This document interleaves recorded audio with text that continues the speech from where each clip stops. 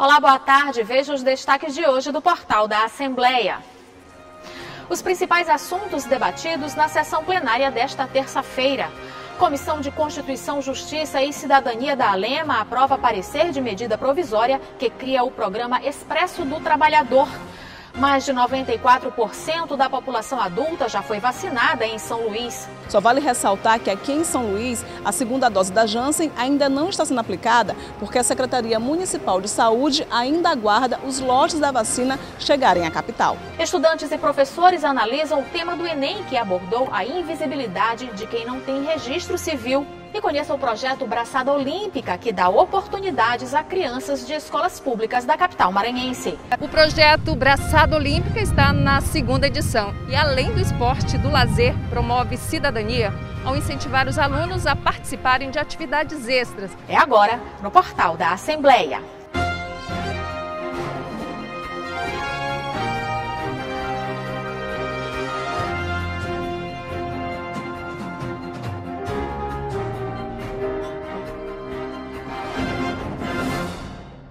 E a gente começa o portal indo direto ao plenário na Gibiaica, falar com o repórter Ronald Segundo, que acompanhou a sessão plenária desta terça-feira. Boa tarde, Segundo. Quais os destaques da sessão de hoje?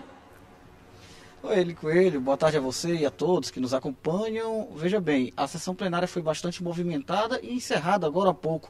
Os trabalhos foram conduzidos pelo presidente da Assembleia Legislativa, deputado Otelino Neto. Entre os destaques, a agenda dos parlamentares pelo interior do Maranhão.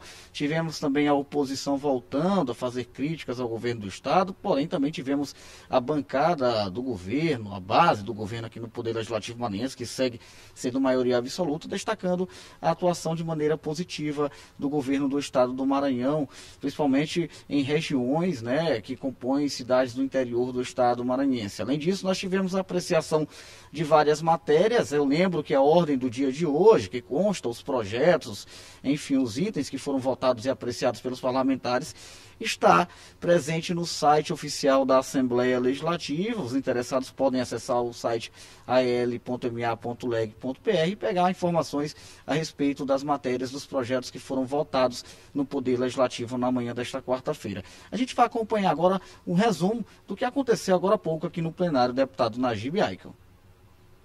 O deputado Adelmo Soares abriu os pronunciamentos, falou sobre a agenda que cumpriu na cidade de Caxias, onde o governo do Maranhão entregou um restaurante popular e instrumentos musicais. Ajudar e auxiliar no desenvolvimento social da cidade, incrementa a economia através da compra da agricultura familiar, de modo que é um instrumento importantíssimo, um instrumento de desenvolvimento social muito grande, e foi o 61º restaurante popular inaugurado na gestão do governador Flávio Dino, e eu tenho absoluta certeza que dará continuidade na gestão do querido amigo e vice-governador Carlos Brandão. O deputado Antônio Pereira destacou a entrega de melhorias na MA 026, que atende municípios como Dom Pedro e Santo Antônio dos Lopes.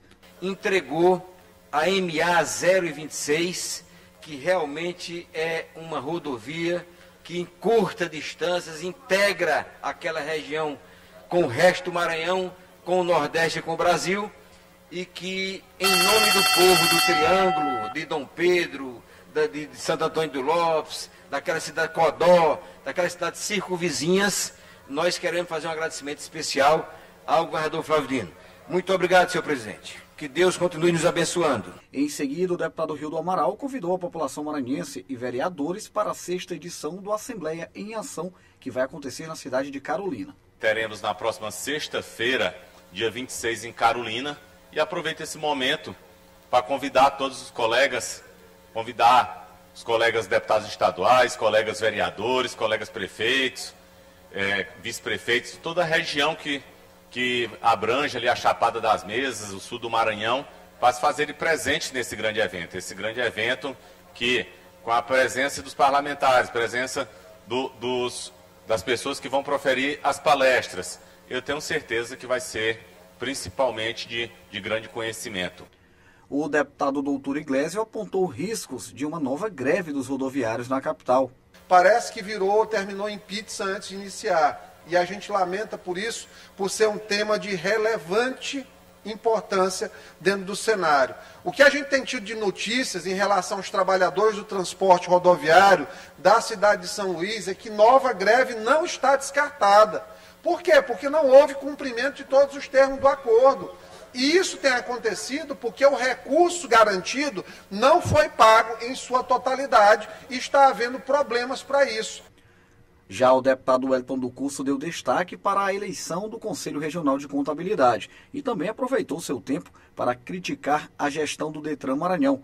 Por outro lado, o deputado Rafael rebateu. O líder do governo na casa avaliou de maneira positiva a gestão do Detran.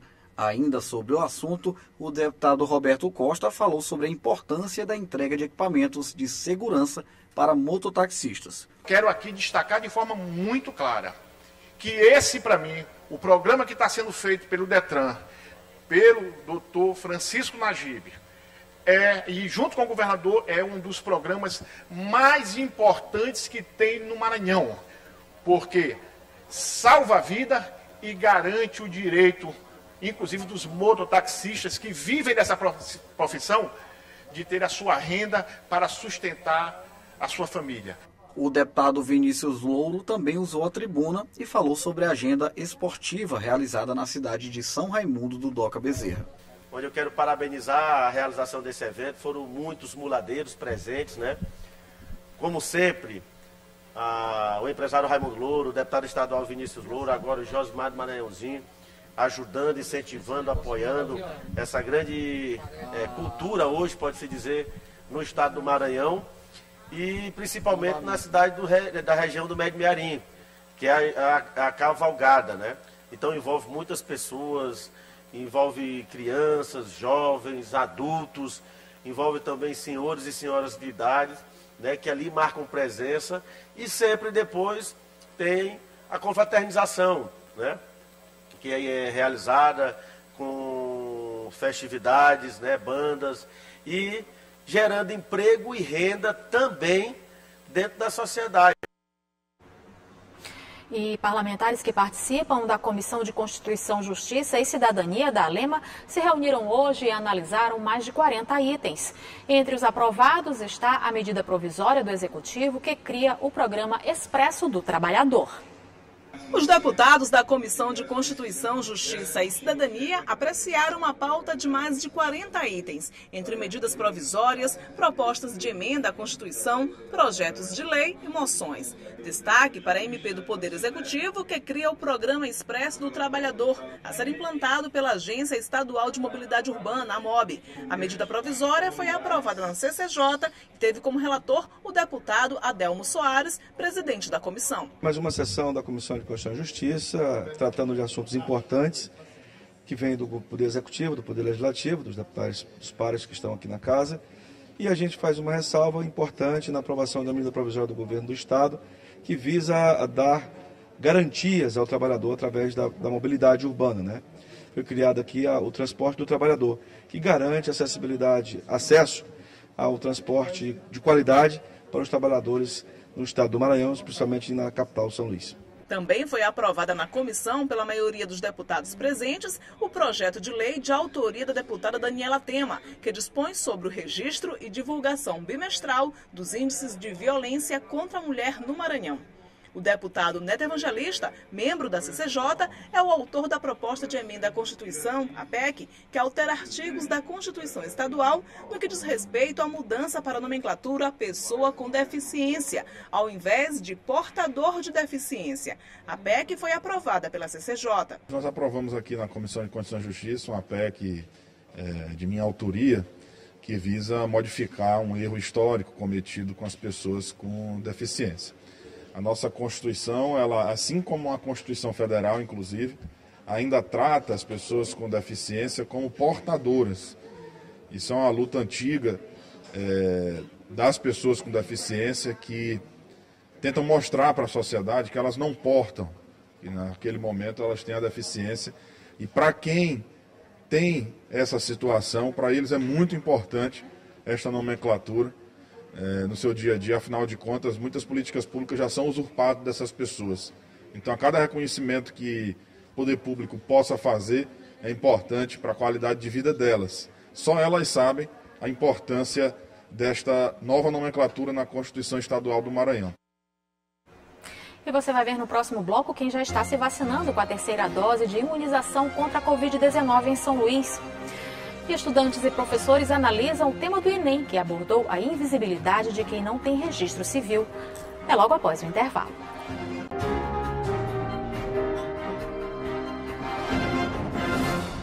Entre as leis aprovadas pelo Legislativo e sancionadas pelo Governo do Estado, o destaque vai para o Dia que valoriza o empreendedor digital e também o Dia da Prematuridade, que tem o intuito de promover ações de prevenção do nascimento antecipado e a conscientização sobre os riscos envolvidos.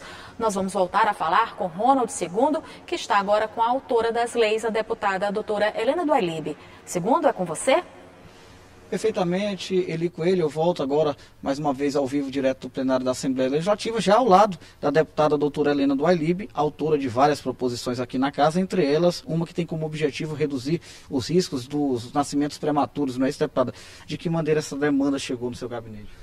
Foi um grupo de mães que sofrem esse problema através da Isabela e efetivamente é um momento que realmente você precisa de muita ajuda. Primeiro, você deixa o seu bebê ainda por muito tempo na maternidade. Segundo, você tem que arcar com essas despesas e você precisa ser acompanhado também psicologicamente. Então, a prematuridade é um fator que realmente atinge muito as famílias, tanto socialmente quanto economicamente, e nós precisamos estar atentos para dar todo o suporte para essas mães e para essas crianças. Deputada, além de parlamentar, a senhora também é médica, né? Então milita bastante nessa questão da área da saúde, foi inclusive secretária municipal de saúde aqui na nossa capital. Essa é uma realidade mesmo bem presente no cotidiano? Hoje em dia, nós sabemos que com os avanços da medicina, nós podemos dar sobrevida para muitos bebês, porque antigamente você, se não tivesse condições, UTI neonatal, você não sobreviveria. E agora é outra realidade, os bebês têm realmente sobrevivido. E para isso é esse suporte. Bebês de 6 meses, de 7 meses, que antigamente não tinham sobrevida, hoje vivem normalmente. Mas durante esse período que fica na UTI, essa mãe precisa de suporte, essa mãe precisa de ajuda e depois, em casa, ela vai passar ainda algum tempo para que ele chegue à idade normal. Então, nós precisamos dar esse suporte, porque ela deixa de trabalhar, ela deixa de fazer as suas atividades e a criança prematura precisa de muito mais cuidados. A gente aproveita também a entrevista, deputado, para falar sobre um outro projeto também de sua autoria e também aprovado por esta casa, que versa sobre o empreendedorismo digital. Queria que a senhora esclarecesse aos nossos telespectadores a importância dessa matéria para o Maranhão. Na pandemia, nós vimos que hoje tudo tem que ser empreendedorismo digital. De casa você resolve tudo, de casa você compra tudo. Então nós temos que fortalecer cada vez mais esses empreendedores, porque nossas leis têm que ser avaliadas e ser adaptadas à realidade atual. Atualmente nós precisamos fortalecer esse tipo de empreendedorismo.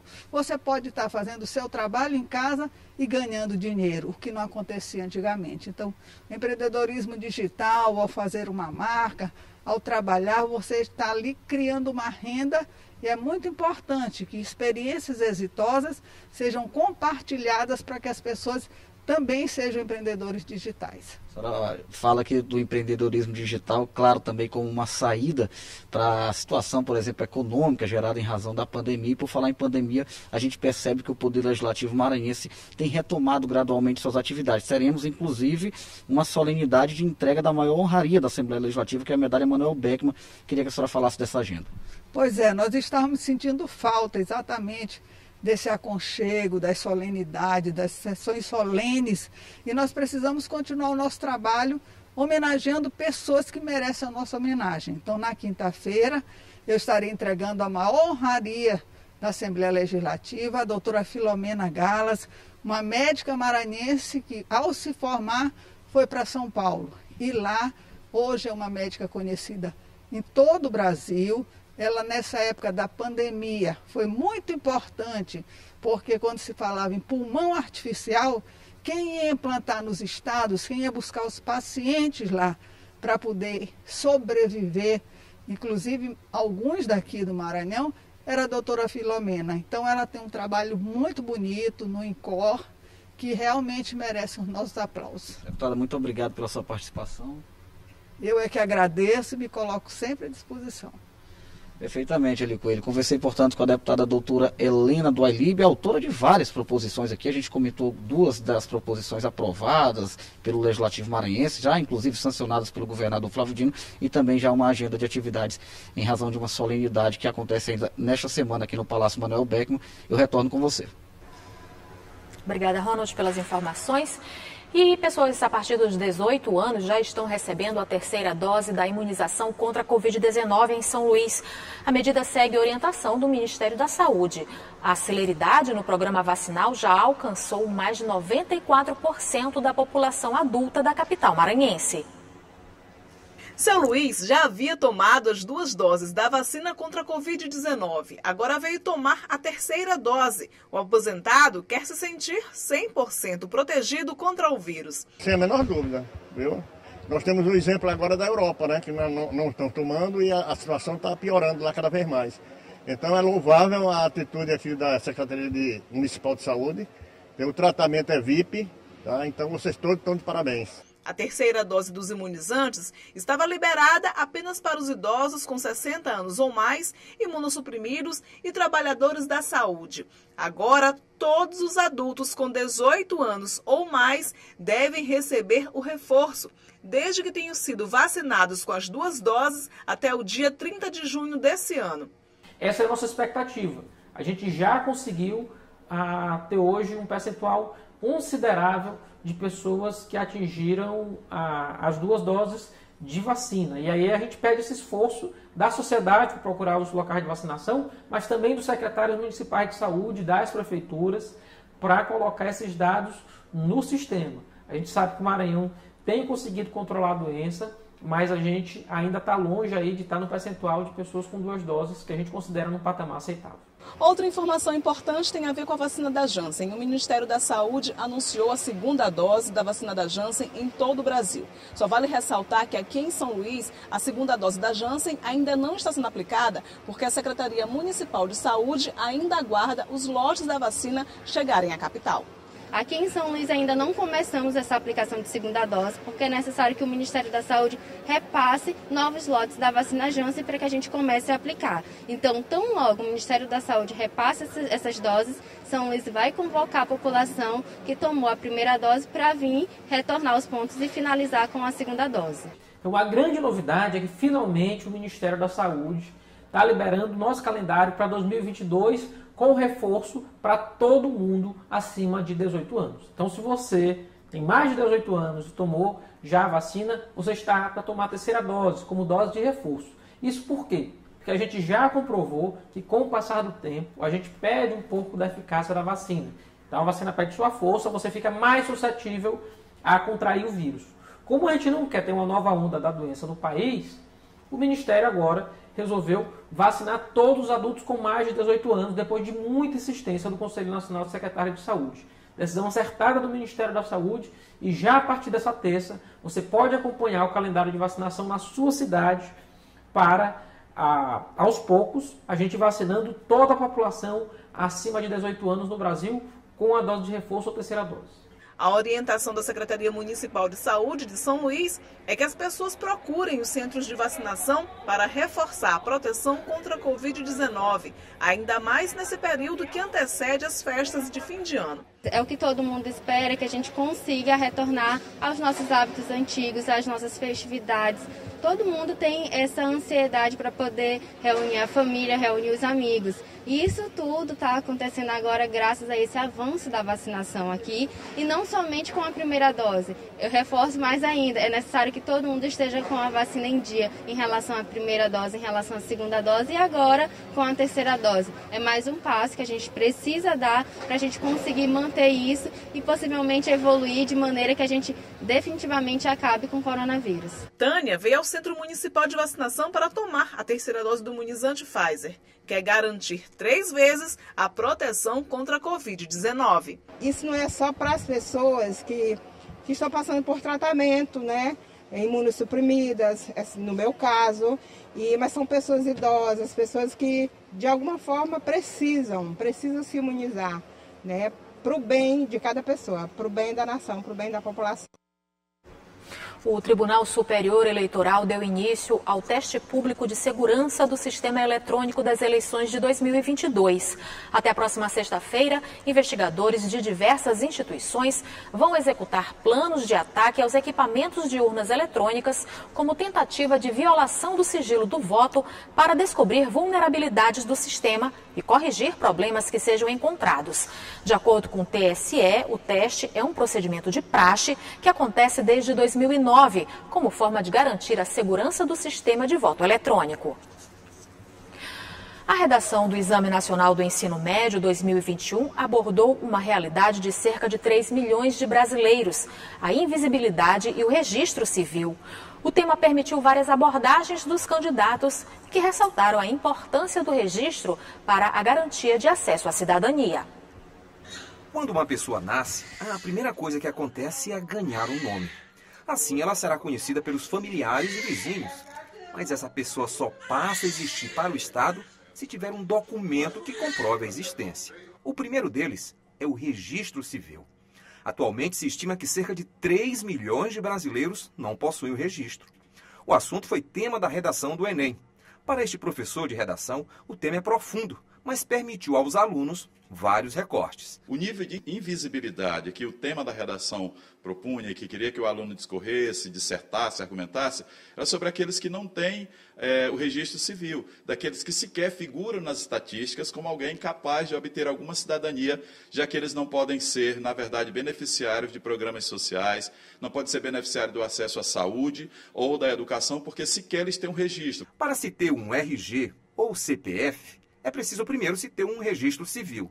Ele é a porta de entrada para a cidadania. Sem ele, as pessoas não existem oficialmente. E quando se é invisível para o Estado, não há cidadania nem dignidade. Nós estamos fazendo esse mutirão de emissão de documentos e garantindo que o índice de subregistro no Maranhão venha diminuir. Então, esse índice que antes de 2014 era 20,7, em 2018 ele baixou para 4,7. Tudo isso por conta de uma política pública orquestrada, dos órgãos se dando as mãos para garantir esse importante direito às crianças, aos adolescentes, inclusive adultos também, que não têm registro civil e nenhuma documentação básica. Este aluno que realizou a prova de redação falou sobre como desenvolver o tema. O tema da redação foi muito importante e, já que ele é pouco pautado, ficou interessante fazer uma abordagem sobre ele. Bem, ele também caiu em várias questões do Enem, porque realmente é um tema assim, que puxa muito e que é bem difícil de lidar, sabe? Por conta que são mais de 3 milhões de pessoas que são invisíveis aos olhos do governo, né? Já que o tema da redação foi invisibilidade social, a garantia de acesso à cidadania no Brasil. Nunca é demais reforçar que as pessoas que não possuem uma certidão de nascimento correm o risco de ficar excluídas por toda a vida de uma série de benefícios e direitos. Entre eles, os que figurem o acesso aos serviços de saúde, transferências condicionais de salários e até de pensões. E no próximo bloco você vai conhecer o projeto Braçada Olímpica, que prepara crianças de escolas públicas para serem, quem sabe, futuros campeões das piscinas. A gente volta já.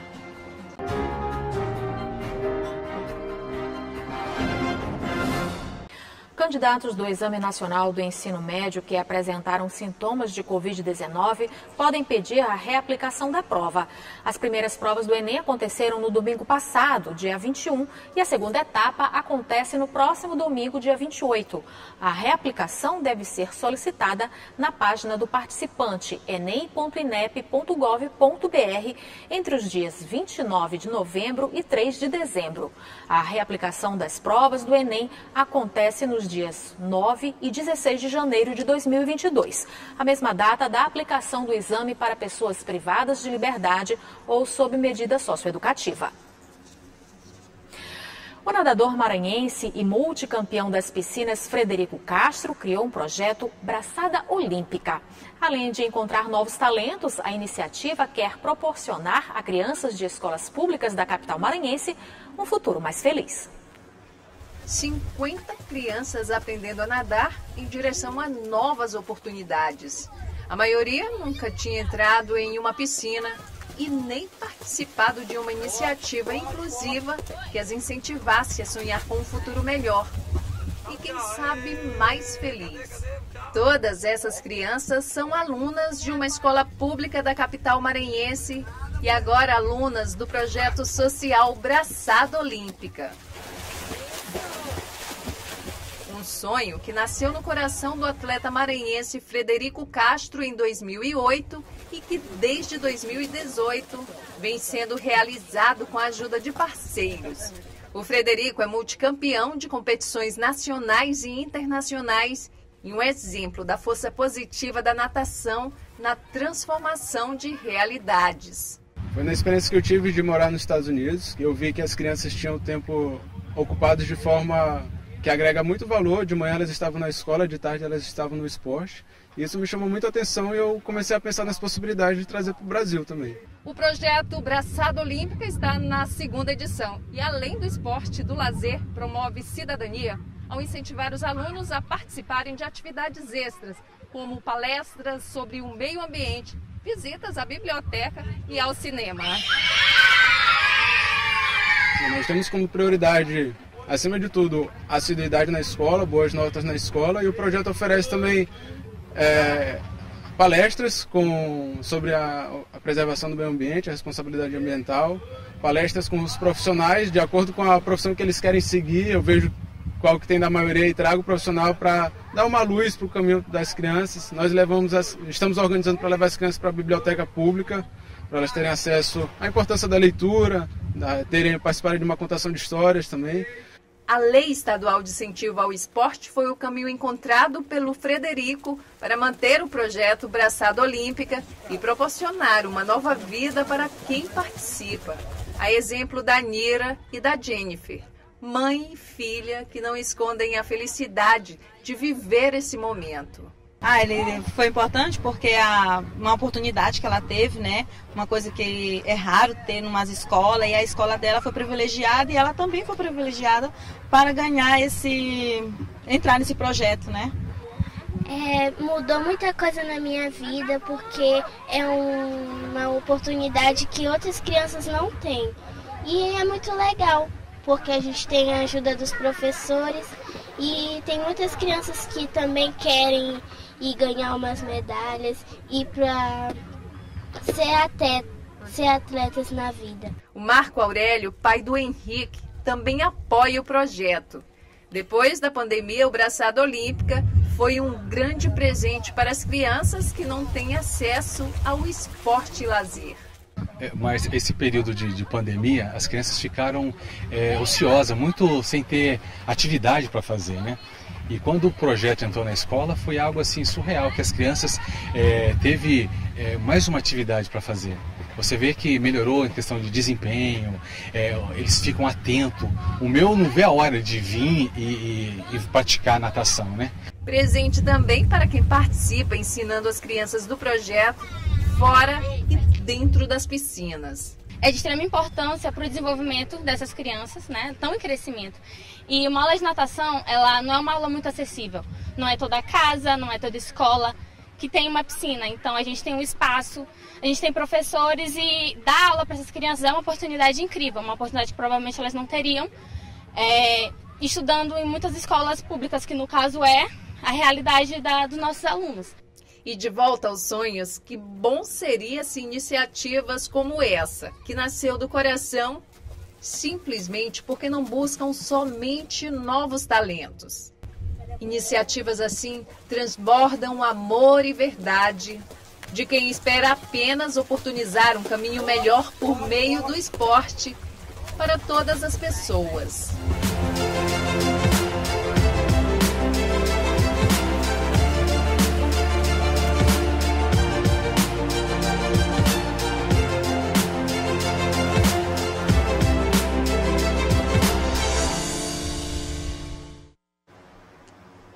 Lindo o projeto, né? Parabéns aos envolvidos. E o portal fica por aqui. Para rever as reportagens de hoje, acesse o site al.ma.leg.br/tv. Uma ótima tarde para você. A gente volta a se encontrar amanhã. Até lá!